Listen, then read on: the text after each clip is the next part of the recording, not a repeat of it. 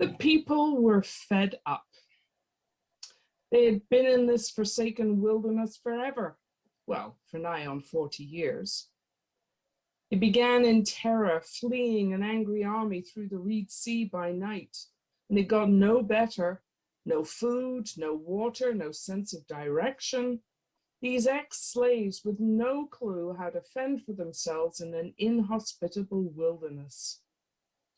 They were good at complaining, though. I lost my shoe in the water, and there's nowhere to get new ones. No shoes, no clothes either. After 39 years, we look a mess. As for Moses, no sense of direction, the stuttering fool. And the food, that's a whole nother issue. There is no food, and what there is tastes terrible. Dew balls. They stick to the roof of your mouth, and they rot in a day.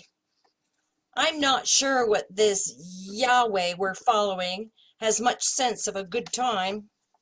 I used to like quail, but after 39 years of nothing but dew balls and bony birds, I think I'd rather eat dirt. And only brackish water to drink. That's it, disgusting stuff. For 40 years, the people of God traveled through the wilderness of sin.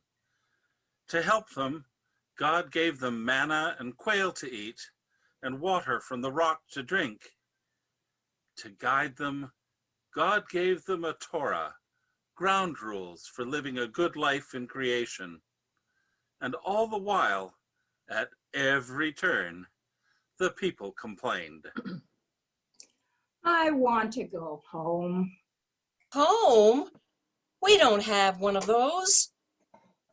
I want to go back to Egypt. Cucumbers, bread, sandals. And slave masters cracking whips. No, thank you. Better than Moses with his hopeless sense of direction.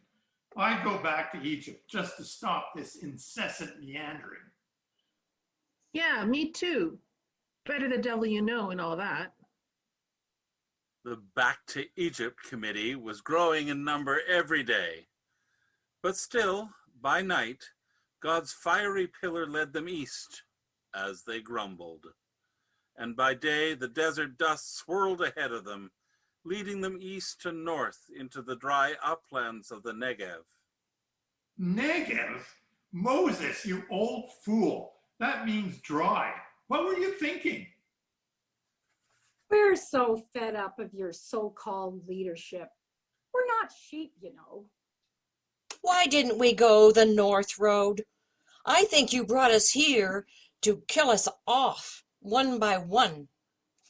And this land we're supposed to be going to, this land of milk and honey, is it empty? No, of course not. And what are you going to do about all those foreigners living on the land that you promised us? I think we should go back to Egypt. It's hot and hellishly dry here. Ah, snakes! Here and here. Over here. They're everywhere.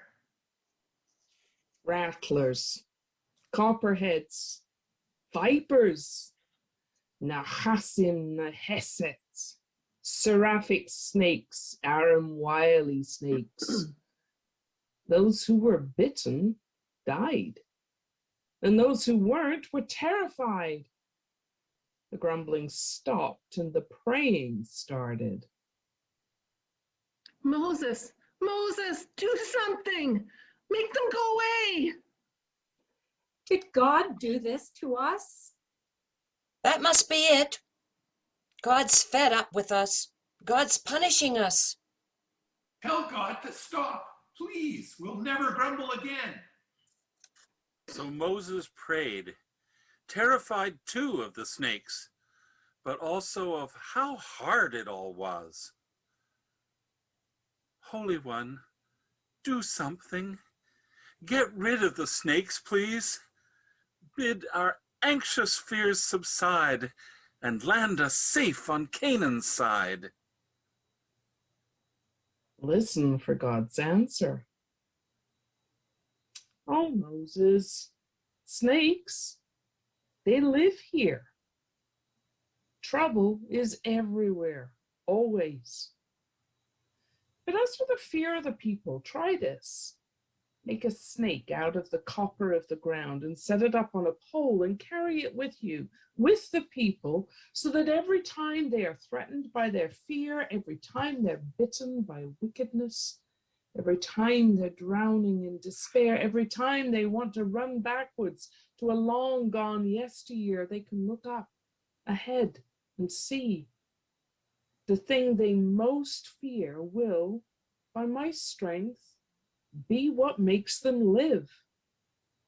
Sighing in the wilderness, stronger than the fear they fear, strong as the strength they have inside. So Moses made a snake of fiery copper. Nehushtan, we called it. The snakes still live in the Negev. Trouble is, still all around. We've learned how to be brave in the face of snakes and fear and trouble. We still grumble sometimes when we forget or when we're filled with fear. And then we remember God brought us through the wilderness, fed us, gave us water, and gave us courage to face our fears. Nechaset. Long, long after Moses had died, long, long after the people had crossed the Jordan to dwell in the land of promise, the coppery, fiery snake stood among the people, sign of the wilderness, God's sign in the wilderness, until they no longer needed it. This is the witness of the generations of Israel. Thanks be to God.